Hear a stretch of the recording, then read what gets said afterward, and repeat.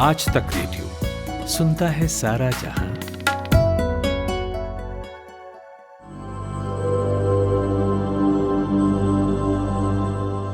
नमस्कार, ये है आज तक रेडियो का स्पेशल पॉडकास्ट कोरोना कवरेज। मेरा नाम है खुशबू। इस स्पेशल पॉडकास्ट सीरीज में हम लाते हैं दुनिया भर की कोरोना से जुड़ी अपडेट्स, कहाँ क्या नई स्टडी हुई है, कहाँ कोरोना के मरीज घटे हैं बढ़े हैं, इस बीमारी की रोकथाम के लिए दुनिया के किस कोने में क्या कोशिशें जारी हैं, ये सब कुछ आपको मिलेगा। ओमिक्रॉन वेरिएंट को आए हुए अभी पूरे 1 महीने भी नहीं हुए हैं, लेकिन इस वेरिएंट ने पूरी दुनिया की तस्वीर बदल दी है। साउथ अफ्रीका से लेकर यूके, यूएस, फ्रांस तक के केसेस में बढ़ोतरी हो रही है। भारत की बात करें तो देश में कोरोना वायरस के नए वेरिएंट ओमिक्रॉन के मामले 100 का आंकड़ा पार कर गए हैं। शुक्रवार 17 दिसंबर को सरकार ने बताया कि देश में ओमिक्रॉन के अभी तक कुल 101 मामले सामने आ चुके हैं। ओमिक्रॉन वेरिएंट देश के कुल 11 राज्यों और केंद्र शासित प्रदेशों में अपने पैर पसार चुका है। अब तक दुनिया के 91 देशों में पाया जा चुका है। नए मामलों की बात करें तो दिल्ली और तेलंगाना में ओमिक्रॉन में नए मामले सामने आए हैं। दिल्ली में 10 और तेलंगाना में 2 नए संक्रमितों की पुष्टि हुई है। इसमें सबसे ज्यादा महाराष्ट्र के हैं। नीति आयोग के सदस्य वीके पॉल ने कहा है कि हम ब्रिटेन में इस वेरिएंट के ट्रांसमिशन के पैमाने को देखें तो अगर भारत में भी ब्रिटेन जैसा ही सर्ज देखने को मिलता है तो हमारी आबादी को देखते हुए हर दिन 14 लाख मामले आ सकते हैं। फ्रांस 65,000 मामलों की रिपोर्ट कर रहा है। अगर भारत में इसी तरह के पैमानों का स्प्रेड होता है तो इसका मतलब हर दिन 13 लाख मामले होंगे। अब इस बयान के बाद हमें कितना चिंतित होने की जरूरत है? ऐसे प्रेडिक्शन सरकार ने कई बार किए हैं, दूसरी लहर में भी किया था, और ये तो अब तक का सबसे बड़ा प्रेडिक्शन है, करीब 14 लाख केसेस रोज। यही सवाल पूछा मैंने ऑर्गेनाइज्ड मेडिसिन एकेडमिक गिल्ड के सेक्रेटरी जनरल और एड्स सोसाइटी ऑफ इंडिया के प्रेसिडेंट डॉक्टर ईश्वर बी गिलादा से। ये कोविड के अंदर एक चीज हमें देखने को मिली है कि कोई 2 देश की तुलना नहीं हो सकती, जो 2 टाइम की तुलना नहीं हो सकती, 2 वेव की तुलना हो नहीं सकती, 2 वेरिएंट की तुलना हो नहीं सकती। तो ये तुलना ही गलत है कि जो हम कर रहे हैं कि यूके में जो हुआ, ये बात मैंने कल बताई थी कि यूके का प्रॉब्लम बहुत सीरियस है नंबर में, और यूके का पॉपुलेशन भारत के 5% है। तो उसको अगर 20 से मल्टीप्लाई करो तो उनका रोजाना जो अभी 90,000 केसेस आ रहा है, तो लगभग 18 लाख केस दिन के हो गए, जो भारत में टॉप पे 4,15,000 आए थे। तो ये नंबर में, लेकिन हमें क्या करना है, ये कोविड के फिलहाल जो नंबर है ओमिक्रॉन के, उसके अंदर 4 भाग में बांटना है। नंबर 1, नंबर ऑफ इन्फेक्शन कितना है। नंबर 2, उसमें से कितने लोगों को ऑक्सीजन की जरूरत पड़ती है। नंबर 3, कितने लोगों को आईसीयू की जरूरत पड़ती है, हॉस्पिटल की जरूरत पड़ती है। और नंबर 4, डेथ कितने हो रहे हैं। तो हमें क्या देखने को मिला है फिलहाल कि पहला आंकड़ा छोड़ दे, जो नंबर है उसको छोड़ के बाकी 3 आंकड़ों में ओमिक्रॉन फीका है। और इतना फीका है कि साउथ अफ्रीका के बाहर अभी तक सिर्फ 1 डेथ हुई है, और 1 डेथ कई हजार केसों में 1 डेथ हुई है। इसका मतलब मोर्टेलिटी तो बहुत कम है। वो एक भी जो डेथ हुई है, वो डेथ वो वैक्सीनेटेड है क्या वैक्सीनेटेड नहीं है, वो कोमॉर्बिडिटी वाला है क्या कोमॉर्बिडिटी वाला नहीं है, ये बोरिस जॉनसन ने बताया नहीं है। तो ये बात में जब तक हम जाएंगे नहीं तो वो एक डेथ भी ओमिक्रॉन रिलेटेड है या दूसरे कुछ प्रॉब्लम से रिलेटेड है, पता नहीं चलेगा। तो ये हमें इस ढंग से बताएंगे कि हमारा बहुत बड़ा प्रॉब्लम होने वाला है, 15 लाख रोजाना केस होंगे। आई थिंक ये डराने वाली बात है। हमें क्या करना है, एक ओमिक्रॉन ने एक सबसे अच्छा काम क्या किया है कि जो लोग मास्क नहीं लगा रहे थे उनको मास्क लगाने के लिए मजबूर किया है, और दूसरा काम, जो लोग वैक्सीन नहीं लगा रहे थे उनको वैक्सीन लेने के लिए मजबूर किया है। तो हमारा वैक्सीनेशन जो पिछले 15 दिन में हुआ है, पिछले 2 महीने के मुकाबले में, अक्टूबर और नवंबर के मुकाबले में 30% से 40% से ज्यादा है। जो एवरेज 50 लाख होता था दिन का, अभी 80 लाख के ऊपर जा रहा है। तो ये 2 चीज में हम लोग अच्छा काम कर रहे हैं, और इसके सिवा हमें बेसिकली कोई डरने की बात नहीं है। तीसरी बात ये है कि हमारा देश बड़ा देश है। इसके अंदर ये जैसा यूरोप है, पूरा यूरोप मिला के जो 30-40 कंट्री है, उससे बड़ा हमारा देश है। तो हमारे यहाँ पे अगर वेव भी कुछ आता है तो एक साथ पूरा सब जगह आएगा ऐसा नहीं है। तो कहीं महाराष्ट्र में आएगा, उसके बाद में केरला में आएगा, उसके गुजरात में आएगा, सूरत। तो धीरे धीरे हमें उसके नंबर्स मिलते जाएंगे। लेकिन आज जो हम लोग 130-140 नंबर आने से हम डर रहे हैं, 1 करोड़ में 1 इन्फेक्शन है, तो इसको हम डरने से कैसा हो। तो मेरा ऐसा मानना है, और मैंने कई बार बता भी चुका हूँ कि जैसा वेरिएंट ऑफ कंसर्न है, वेरिएंट ऑफ इंटरेस्ट है, ये हो सकता है वेरिएंट ऑफ सपोर्ट बनेगा कि ये आया है, ये डेल्टा को रिप्लेस करेगा। डेल्टा के जो प्रॉब्लम थे, पेशेंट को ज्यादा बीमार करना, ऑक्सीजन की जरूरत महसूस करना, आईसीयू में पहुंचाना और मार देना, ये प्रॉब्लम डेल्टा के खत्म हो जाएंगे, क्योंकि ओमिक्रॉन वो काम करता ही नहीं, खाली इन्फेक्शन करके चला जाता है। अच्छा, डेल्टा को लेकर जो आपका दावा है डॉक्टर की ये ज़्यादा खतरनाक है, ओमिक्रॉन नहीं है, उसके क्या आधार हैं? क्या अभी जो हांगकांग की स्टडी आई जिसमें कहा गया कि ओमिक्रॉन 70 गुना ज़्यादा तेज़ी से स्प्रेड करता है लेकिन लंग्स को इन्फेक्ट नहीं करता है, तो क्या वो एक आधार हो सकता है? एक बार ये जो कॉन्ट्रडिक्शन है स्टडी को लेकर वो क्लियर कर दे। हाँ, तो ये सिंपल मैथमेटिक्स क्या है कि ओमिक्रॉन की इन्फेक्टिविटी डेल्टा से 70 गुना ज्यादा है ब्रोंकस के अंदर, यानी अपर रेस्पिरेटरी ट्रैक्ट में, अपने जो मुंह के अंदर की बात में।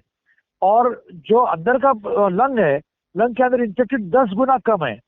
इसका मतलब क्या हो गया कि आपका जो लिथैलिटी का रेट है, मारने का रेट है, ये डेल्टा के मुकाबले में 700 गुना कम है। यानी 70 गुना ज्यादा इन्फेक्शन कर रहा है और 10 गुना कम लंग में इन्फेक्शन कर रहा है। तो 70 इंटू 10 700 गुना।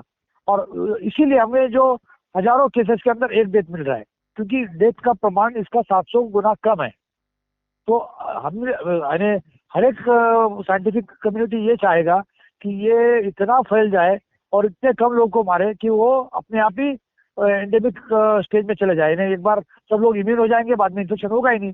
और अभी तक की जितनी इन्फेक्शियस डिसीज की हिस्ट्री है वो सब ऐसी ही है, 1-2 साल चलते हैं, बाद में एंडेमिक बन जाते हैं, बाद में वो सीजन में आएगा, चला जाएगा। जो वैक्सीन प्रिवेंटेबल है, वैक्सीन से प्रिवेंट हो जाएगा। नहीं वैक्सीन प्रिवेंटेबल है या लोग वैक्सीन नहीं ले सकते, जब वैक्सीन महंगा है या ऐसा कुछ कारण है, तो वो माइल्ड इन्फेक्शन आके चला जाएगा। और वो भी जो डेथ होती है वो किसको लंग के प्रॉब्लम है, जिसको ट्यूबरकुलोसिस है, किसी को ब्रोंकियल अस्थमा है, किसी को सीओपीडी है, कोई स्मोकर है, किसी को कैंसर है, तो ऐसे लोगों में डेथ होती है। तो हमें ये जो कोमॉर्बिडिटी है उसको संभालना है। लोग क्या करते हैं कि जैसे कोरोना आया, लोगों ने एक्सरसाइज चालू की, अपनी इम्यूनिटी बढ़ाएंगे, करेंगे। कोरोना थोड़ा ठंडा हो गया तो वो बंद कर दिया। तो आपको इम्यूनिटी जब बीमारी आने के बाद बढ़ाने की जरूरत नहीं, पहले से आपको इम्यूनिटी अच्छी रखनी है, पहले से अपने आप को संभालना है, पहले से एक्सरसाइज करना है, पहले से अच्छा प्रोटीन, अच्छा विटामिन डाइट लेना है। तो ये हमें जल्दी हमको आदत बनानी पड़ेगी, और ये कोरोना तो कुछ हद तक सिखा रहा है। अच्छा डॉक्टर, जिस तरह से केसेस बढ़ रहे हैं भारत में, ऐसे में क्या कोई स्ट्रैटेजी है जिसे फिर से लुकआउट करने की ज़रूरत है, जाकर देखने की ज़रूरत है? खासकर जो एयरपोर्ट्स पर एट रिस्क कंट्रीज़ का डेफिनेशन है जो हमने मेंशन कर रखा है, उसका जो डेफिनेशन है उस पर आप क्या सोचते हैं, क्या ये सही है? देखो क्या होता है कि जब अपने यहाँ कोई बीमारी आई नहीं है, एंट्री नहीं की है, तब आप बोल सकते हैं एट रिस्क कंट्री 1 है, 2 है, 3 है। लेकिन जब हर दिन 8-10 कंट्री ऐड हो रहे हैं और 10 दिन में 100 कंट्री हो गए हैं, तो किसी को एट रिस्क बोलना, हाई रिस्क बोलना, वो कई पेशेंट को रख के बोलना माइक्रो कंटेनमेंट जोन बोलना, क्वारंटाइन में रख के पेशेंट एडमिट है बोल के बोलना, तो ये पेशेंट को लांछन लगाने वाली बात है, कंट्री को, कम्युनिटी को लांछन लगाने वाली बात है। और इसी बात पर अगर हमारे भारत में अभी 140-150 केस है, तो बाहर के देश वाले बोलेंगे India is at risk country. तो ये जो आप जैसा बोओगे वैसा पाओगे। तो हम लोग को ये हमारे कनोटेशन बंद करना पड़ेगा। और बात आजकल इस पर भी चल रही है डॉक्टर की ओमिक्रॉन की वजह से देश ट्रांसमिशन की तरफ भी, कम्युनिटी ट्रांसमिशन की तरफ भी बढ़ सकता है, तो क्या वाकई ऐसा होगा? अगर हाँ तो फिर क्यों? ओमिक्रॉन कम्युनिटी ट्रांसमिशन जरूर जाएगा, क्योंकि इसकी इफेक्टिविटी ज्यादा है।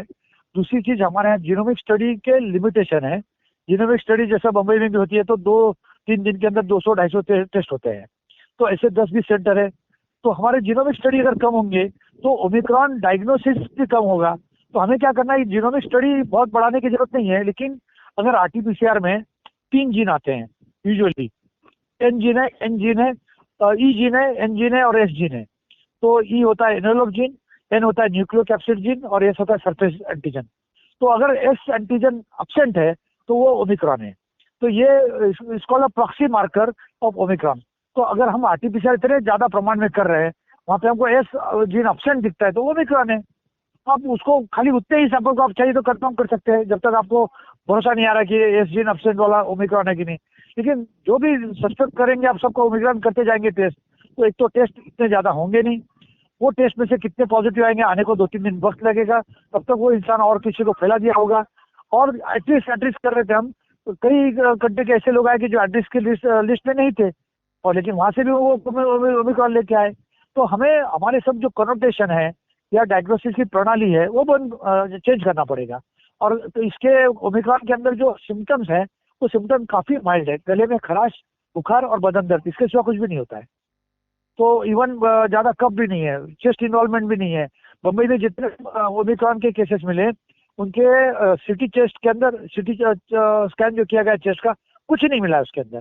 और बाकी सब हर एक डेल्टा के और कोई किसी केस में सिटी स्कैन करो कुछ ना कुछ 5% 10% इफेक्ट मिलता है, इसमें कुछ भी नहीं मिला है। जी। WHO के साथ करीब 100 साइंटिस्ट का दावा है कि हमारे पास 2022 में पैंडेमिक को ख़त्म करने के बेहतर टूल्स मौजूद हैं। वो टूल्स क्या भारत के पास पर्याप्त हैं, और क्या वो टूल्स होंगे, और क्या करने की अभी ज़रूरत होगी ताकि हम उस टूल्स को बेहतर यूज़ कर पाएँ? पैंडेमिक को एंडेमिक को लेके जाने के लिए 2 टूल महत्वपूर्ण है।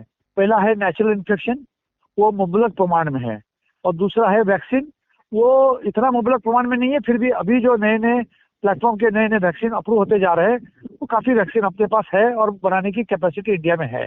अभी देखिए कि जो नोवावैक्स का जो कोवोवैक्स है वो WHO ने अप्रूव किया है, अभी तक गवर्नमेंट ऑफ इंडिया ने अप्रूव नहीं किया है। तो ये तो उल्टी प्रणाली चालू हो गई, जहाँ पे इंडिया अप्रूव करने के बाद में भी WHO 4-6 महीने बैठा रहता था कोवैक्सीन के लिए, उन्होंने अप्रूव नहीं किया था। तो आज तो उल्टा हो गया कि उन्होंने अप्रूव किया, अभी भारत सरकार ने अभी तक अप्रूव नहीं किया है। तो हमारे पास वैक्सीन बनाने की कैपेसिटी बहुत ज्यादा है, हम थोड़ा उसमें तेजी करें हमारा रिव्यू प्रोसेस में।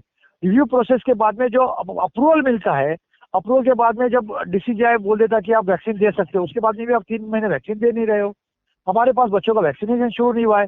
तो हमें जो एडमिनिस्ट्रेटिव की तरफ लेके जाना है, जो पॉपुलेशन अभी तक वैक्सीनेटेड नहीं है उसको वैक्सीनेट करना है, जो ऑलरेडी 18 के अबव है, किसी कारण से उनके अंदर हेजिटेंसी, उनकी हेजिटेंसी खत्म करना है। सेकंड डोज जिसने नहीं लिया उसको सेकंड डोज पूरा करना है। 12 से 17 का वैक्सीन हमारे पास अप्रूव्ड है, जो जाइकोड डी है जाइडस का, वो चालू करना है। 2 से 12 का जो वैक्सीन कोवैक्सीन को अप्रूवल मिला है अक्टूबर में, उसको भी 3 महीने होते आए, 2.5 महीने होते आए, वो चालू करना है।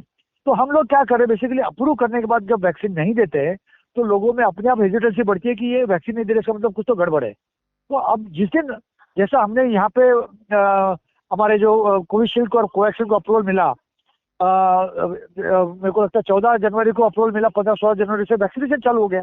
तो जब हम वहाँ पे इतना जल्दी चालू कर सके तो इसमें क्यों नहीं कर रहे? इसका भी सब ट्रायल हुए, trial 1, trial 2, phase 1, phase 2, phase 3 चालू है। तो ऐसे हालात में हमारे पास वैक्सीन मुबलक है, कई लोग को ऑलरेडी इन्फेक्शन हो चुका है, और जो बचे हैं उनको ओमिक्रॉन उसका काम कर देगा, इन्फेक्शन कर देगा, और बाद में वैक्सीनेशन भी हो जाएगा। तो किसी को 1 होगा, किसी को 2 होगा, किसी को हाइब्रिड इम्यूनिटी होगी, अपने आप वो एंडेमिक स्थिति में चले जाएंगे। ठीक है डॉक्टर। एक बात अब रिस्ट्रिक्शन को लेकर, बाहर देश में जैसे ब्रिटेन में ही सर्किट ब्रेकर जैसे रिस्ट्रिक्शंस लगाए गए हैं, जिसमें क्रिसमस के बाद लोगों को इंडोर भी मिलना नहीं होगा, संभव नहीं होगा। तो क्या भारत में भी उसी रिस्ट्रिक्शन की ज़रूरत है, या फिर जैसा चल रहा है उसी में कुछ बदलाव की ज़रूरत है? हमारे पास जो रेस्ट्रिक्शन चाहिए हमें, वो सब साइंस बेस्ड चाहिए, वो ना कि नी जर्किज्म में कि कुछ हुआ कि इमीडिएटली कुछ ना कुछ ऑर्डर निकाल रहा है, हर एक PCR किया जा रहा है, कहीं कहीं 1 बार 2 बार ट्रैवल करने के लिए 4 बार RT-PCR हो रहा है। तो ये जो इन्हें लोगों पे आप बर्डन कर रहे हो, फाइनेंशियली हेल्थ सिस्टम को बर्डन कर रहे हो, या कोई इंडस्ट्री को सपोर्ट करने की कोशिश कर रहे हो कि आप इतने RT-PCR करते जाओ और पैसा कमाते जाओ, तो ये हमारी धारणा गलत है। हमें कोई नए रिस्ट्रिक्शन की जरूरत नहीं है, जो पहले से जो रिस्ट्रिक्शन है उसी को इम्प्लीमेंट करना है। अगर आपका रिस्ट्रिक्शन है मास्क लगाना है, तो ओमिक्रॉन के लिए कोई अलग मास्क नहीं है, मास्क आपको 98% प्रिवेंट करता है, तो मास्क तो मस्ट है। दूसरी बात है कि जहाँ जहाँ कोई भी इंसान पब्लिक सेक्टर में काम कर रहा है, वो टैक्सी ड्राइवर है या वो वेंडर है या दुकानदार है, वो उसके जो सिस्टम है, यानी जो वेंडिंग लाइसेंस देता है उसने देखना चाहिए उसको वैक्सीनेट हुआ कि नहीं। तो टैक्सी ड्राइवर है, उसका RTO जो लाइसेंस ड्राइविंग लाइसेंस मिलता है उसको देखना चाहिए उसका लाइसेंस वैक्सीन हुआ कि नहीं। तो वहाँ हम लोग चेक करें ताकि वो दूसरों को रिस्क में करे। आप वैक्सीन लेना नहीं लेना आपकी मर्जी है, लेकिन आप वैक्सीन न लेकर दूसरों को एक्सपोज करते हो, वो आपकी गलती है, और उसको हम लोग आपको इंसेंटिव दो या डिसइंसेंटिव दो, वो बंद करना है। और हमें जहाँ पे इसेंशियल ट्रैवल नहीं है, जहाँ पे इसेंशियल जाना आना नहीं है, वो थोड़ा कम करना है। अब लोगों को बोले कि आप ये मत करो, अब 1.5 साल लोगों ने शादियाँ रोक के रखी है, अब बोले शादी मत करो या 10 लोगों में शादी करो, 20 लोगों में शादी नहीं होगा। वो कम से कम 50, जहाँ 1000 लोग बुलाते थे 50-60 तो 2 परिवार के मिलके होते हैं, तो हमें वो तो छूट देनी ही पड़ेगी। लेकिन जो क्रिसमस को बड़ी पार्टी करते हैं वो रोक सकते हैं, जो बर्थडे के लिए बड़ी पार्टी करते हैं, हम जो चीज़ें ऑलरेडी है हमारे, उसी चीज़ को बराबर इम्प्लीमेंट करें। नई चीज़ करने की जरूरत नहीं है। नया मास्क कोई नहीं है, ओमिक्रॉन का मास्क अलग नहीं है, डेल्टा का मास्क अलग नहीं है। हमारे को जहाँ पे हम लोग हमारे अपने आप को रिस्ट्रिक्शन कर सकते हैं ट्रैवल करने के लिए, उसके लिए तो वो हम लोग रिस्ट्रिक्ट करेंगे अपने आप को। जहाँ पे बड़े बड़े सेलिब्रेशन होते हैं, न्यू ईयर के है, क्रिसमस के, वो नहीं करें। लेकिन हम शादियाँ को रोक नहीं सकते। शादियाँ होगी, 1.5 साल लोगों ने शादियाँ नहीं की है, तो शादी में 50-60 लोग आएंगे, उसको रोक नहीं सकते आप। तो कहीं कहीं हमें रिस्ट्रिक्शन होगा, रोक सकेंगे, कहीं कहीं नहीं होगा। लोगों को बहुत ज्यादा आप दिक्कत करेंगे तो लोग रिबेलियन में जाएंगे। भारत देश का सबसे अच्छी चीज क्या है कि यहाँ पे आप बोलो लोग इम्प्लीमेंट करे या न करे, लेकिन उसका विरोध नहीं करते हैं। और यूरोप में और अमेरिका में क्या है, जिसको मास्क नहीं लगाना है वो खुद मास्क नहीं लगाएगा, दूसरों को भड़काएगा और मोर्चा निकालेगा कि हमें मास्क नहीं लगाना है, हमें वैक्सीन नहीं लेना है। तो वो वैसी हेजिटेंसी हमारे भारत देश में नहीं है, तो उसका हमें फायदा मिल रहा है। जी डॉक्टर, एक आखिरी सवाल ब्रिटेन को लेकर। वहाँ हालात क्योंकि बुरे हैं, जो फ्लडिंग है केसेस की, पैंडेमिक के बाद अब तक के सबसे ज़्यादा संख्या में केसेस वहाँ दर्ज किए गए हैं, उसे अगर वर्स्ट केस सिनेरियो में देखें तो ब्रिटेन के लिए कितना ओवरवेलमिंग होगा ये ओमिक्रॉन वेरिएंट? पहला पहलू ये है कि नंबर केसेस बहुत ज़्यादा है, जो कभी उनके पास थे नहीं, और दुनिया में कहीं भी इतने ज़्यादा प्रमाण में एक दिन में केसेस आए नहीं। लेकिन उनके जो डेथ होते थे, यहाँ पे 10,000 15,000 रोजाना केस आते थे, वहाँ पे रोजाना 500-400 लोग मरते थे। उनका डेथ रेट 3-4% था। आज 80,000 केस आके, 90,000 केस आके भी डेथ 100 के ऊपर नहीं है। एक ही दिन 100 के आगे गया, बाकी 34, 35, 40 डेथ्स है। इसका मतलब क्या है कि ये इन्फेक्शन ज्यादा है, लीथल कम है। हॉस्पिटलाइजेशन पे अभी तक इतना ज्यादा लोड नहीं आया कि उनको किसी को आईसीयू का बेड नहीं मिले। सिस्टम थोड़ी ओवरवेल हुई है, लेकिन बेड सबको मिल रहे हैं, ऑक्सीजन का शॉर्टेज आया नहीं है। तो ऐसे हालात में हो सकता है कि यूके के अंदर भी वो एंडेमिसिटी की तरफ बढ़ जाएगा, सबको इन्फेक्ट कर देगा, इम्यूनाइज कर देगा, वैक्सीनेशन भी हो जाएगा। दूसरा पहलू ये है कि यूके में जो मैक्सिमम वैक्सीन यूज हुआ है वो mRNA यूज हुआ है, फाइजर का और मॉडर्ना का, और थोड़ा बहुत हुआ है एस्ट्राजेनेका का। तो अगर आप एक मलेशिया की स्टडी देखें, मलेशिया में 3 वैक्सीन यूज हुए हैं। एक है एस्ट्राजेनेका जो हमारे भारत में कोविशील्ड है, दूसरा है फाइजर mRNA, और तीसरा है सिनोवैक। और उन्होंने जो ये वैक्सीनेटेड लोगों के अंदर ब्रेक थ्रू इन्फेक्शन हुआ, उसके अंदर से डेथ्स कितने हुए उसका कैलकुलेशन किया। अगर उसको कितने लोगों को वैक्सीन मिला और उसमें से कितने लोग की डेथ हुई, उसका प्रमाण हम निकाले, तो अगर एक डेथ हुई है एस्ट्राजेनेका से, तो 2.5 गुना डेथ हुई है फाइजर mRNA से, और 9.5 गुना या 10 गुना डेथ हुई है सिनोवैक से, चाइना के। इसका मतलब क्या हुआ कि फाइजर mRNA से हमारा वैक्सीन अच्छा है, सिनोवैक से तो दुनिया का हर एक वैक्सीन अच्छा है। तो हो सकता है कि ये जो फाइजर mRNA वैक्सीन है उनको ज्यादा प्रोटेक्ट नहीं किया है ये ओमिक्रॉन से, तो ये इनका ब्रेक थ्रू इन्फेक्शन उसमें ज्यादा आया है। और तीसरा, वहाँ पे भी वैक्सीन रेजिस्टेंसी काफी ज्यादा है, कई लोगों ने वैक्सीन लिया नहीं है, मास्क लोग लगा नहीं रहे, लोग वो सुनते नहीं है। अगर प्राइम मिनिस्टर भी ऑर्डर किया तो वहाँ सुनते नहीं है, तो वो एक प्रॉब्लम है। लोग उसके बड़े बड़े सेलिब्रेशन करना चाहते हैं, तो वो एक कारण हो सकता है। तो दोनों पहलू इसके है कि हो सकता है कि अच्छाई करने के लिए आया है ये ओमिक्रॉन, और दूसरा वहाँ पे लोग मान नहीं रहे, इसलिए ज्यादा इन्फेक्शन फैल रहा है। लेकिन फिर भी अगर हम लोग number of infection versus number of hospitalisation versus number of death देखें, तो खाली नंबर ऑफ इन्फेक्शन ज्यादा है, बाकी दोनों कम है। तो ये थे डॉक्टर ईश्वर पी गिलादा, बहुत बहुत शुक्रिया डॉक्टर। तो कुल मिलाकर बात ऐसी है कि अगर आप कोरोना नियमों को लेकर ढीले पड़ गए हैं, मास्क पहनने को झंझट समझने लगे हैं, बाहर से आने पर हाथ धोना बंद कर दिया है, तो फिर से शुरू कर दीजिए। अभी तो इन्फेक्शन शुरुआती स्टेज पर है, लेकिन संक्रमण ना बढ़े और बीमारी हम तक ना पहुंचे, इसके लिए हमारे हिस्से की तैयारी हमें ही करनी पड़ेगी। तो चलिए आज के कोरोना कवरेज को यहीं समेटते हैं। मिलते हैं आपसे अगले रविवार, तब तक के लिए मुझे दीजिए इजाज़त। स्टे कनेक्टेड, स्टे सेफ और सुनते रहिए आज तक रेडियो। नमस्कार।